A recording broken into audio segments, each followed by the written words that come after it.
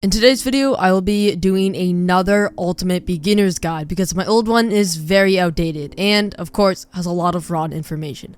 This guide will be covering the fastest way to farm gems, the best units to spin for, what challenges to do, who should I avoid on banners, fastest way to get unit XP, fastest way to get player XP, why are my base stats worse than my friends, what is the pity, what are the best traits, what game passes do I get, what should I get for the merchant, when do I start rolling for mythics? Who are the best legendaires for story? And, of course, what to do if I'm stuck on story or really anything else. Now, if you guys think I missed a topic, feel free to let me know down in the comments. I tried to include everything, and of course, you guys can skip the parts that you need. You don't need to watch the entire video. And this video did take a long time to make, so please, if you guys find it helpful, consider leaving a like and subscribing. It would truly help me out a lot. And of course, I apologize in advance if I get a few pieces of information wrong.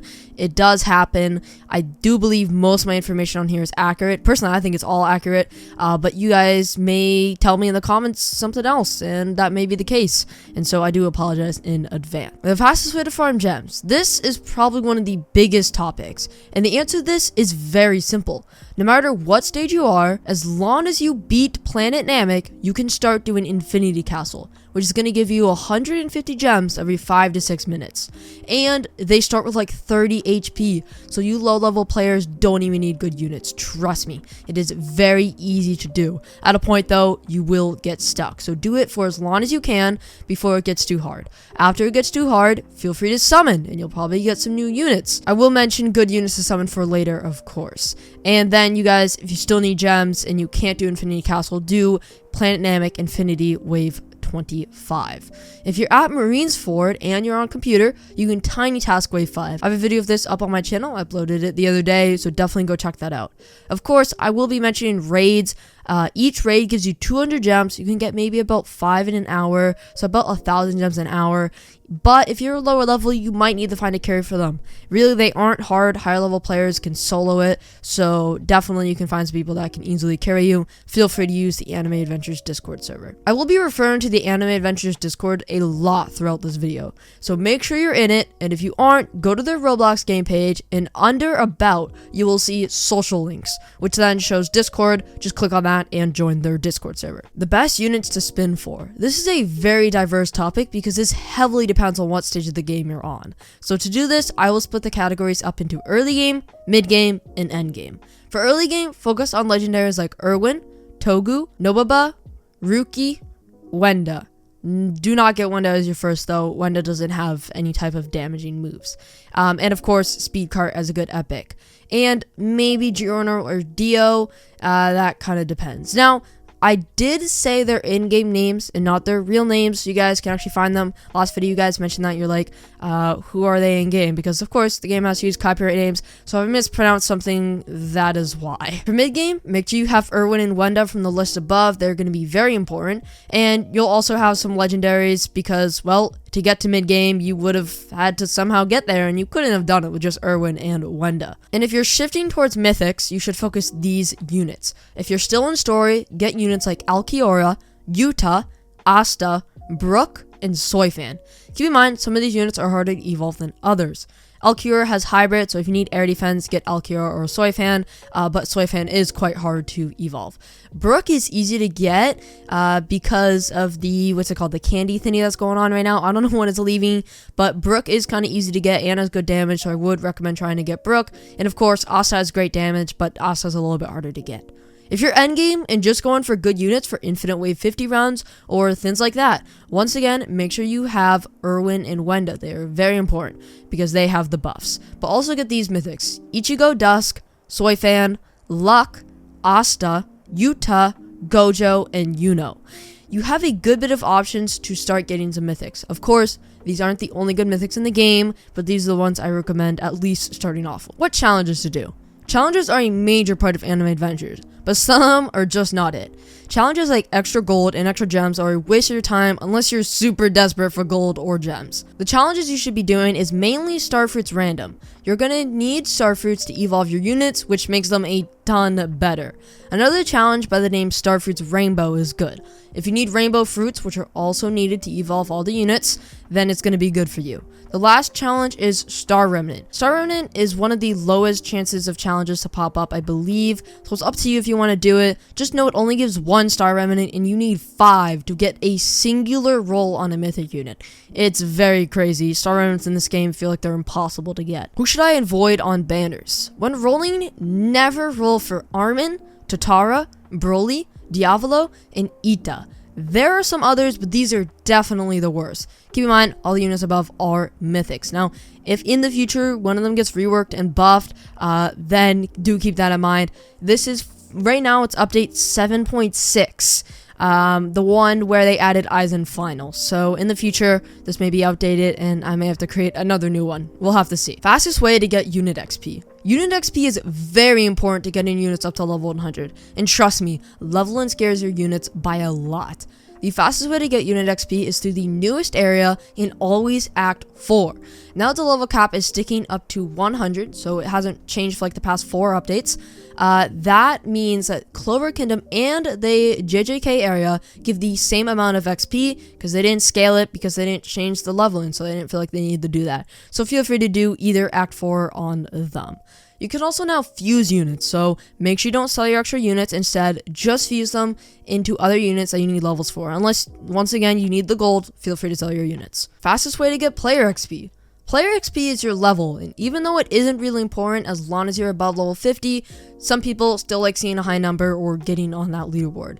The fastest way to get player XP is Planet Namek Act 1, and if you want to tiny task it, make sure you do Marines Act 1, because Planet Namek has randomized spawns, so it's too hard to tiny task, but Marines Act 1 has like the exact same spawn, so you could easily tiny task Act 1. Why are my base stats worse than my friends? I covered this in my last beginner's guide. It's going to be the exact same bit, but whenever you get a unit, the SPA, range, and damage are all randomized between a very small gap. For example, the damage when you spin and you get, let's say, Aizen. This is an example, definitely not his real stats.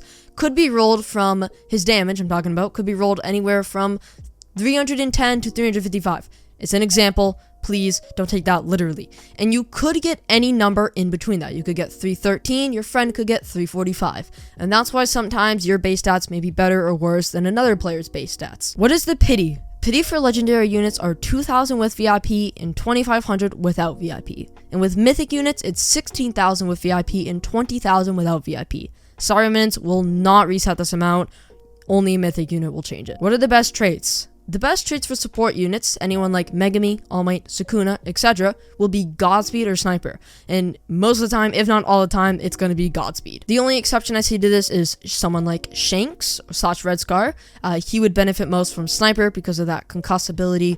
Anything that actually attacks to support, you're going to want Godspeed. Anything that uses their range to support, you're going to want a Sniper. The best traits for units with damage is Unique and Divine, of course. But there are always alternatives, like once again, Godspeed or even Superior 3. Divine is the goal on anyone you can place 4 or more of. And Unique is the goal for anyone you can place 3 or less of. Traits are very hard to get, costing 5 star runes each mythic reroll. I definitely think the dev should make this easier, but it appears they're not going to do that. What game pass do I get? The best game pass by far is VIP. VIP reduces the cost to roll on the banner, which is very helpful. The other game passes aren't really good, displaying more units and higher shiny odds. All those are cosmetic, and it's your personal preference if you want to get it or not. What should I get from the bulma merchant?